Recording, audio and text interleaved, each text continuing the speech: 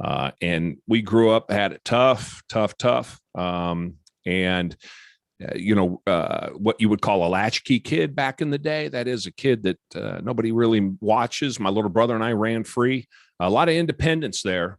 A lot of the skills and the traits that I picked up that I use today every day, I learned on the streets because at 6 years old, literally at 6 years old, I'm taking two buses from one side of town to the other side of town and not thinking twice about it because you learn to be independent. And by the time you're child number 7, you don't get so paid attention to quite so closely.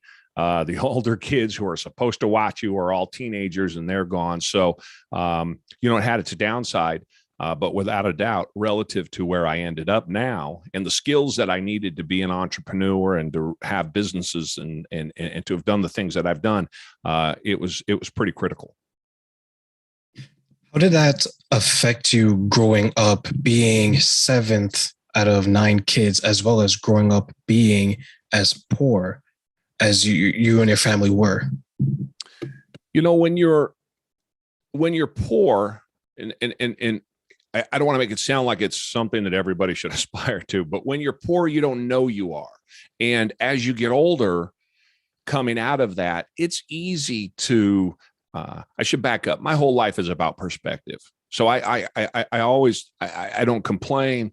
I'm not somebody that doesn't I take responsibility for everything that happens to me because I never lose perspective that there's always somebody had it worse. There's someone that has it worse at some place had it worse. I had it worse as a child than what I do now. And I never lose that perspective and have not as I've grown my business.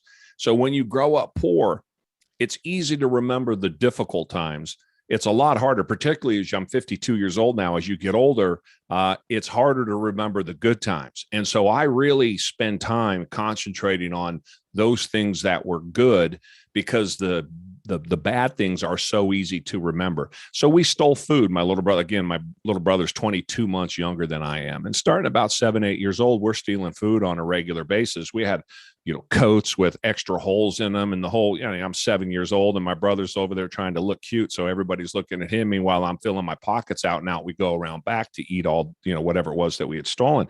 So we figured out how life worked pretty quick. And I had that, a lot of violence, unfortunately, a lot of fighting, a lot of trouble. As I got older, the violence escalated and it got even worse. I was a street kid.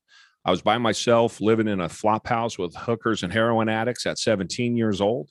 I got my first paying job. I paid taxes as an 11-year-old, believe it or not, washing dishes at a restaurant that I happened to just kind of go by on a bus stop, So, and I've never not had a job since, coincidentally. I've never been on unemployment. I've never been unemployed.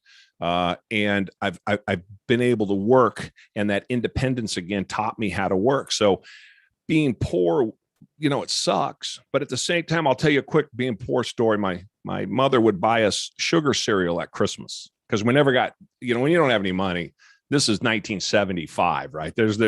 Times were way tougher. 1975, if you think about it economically, 90% of the planet was in poverty. Right now, 10% of the planet is in poverty. So in the intervening 45 years, we can see the change. So when we talk about poor in the United States in 1975, it's very different than poor today.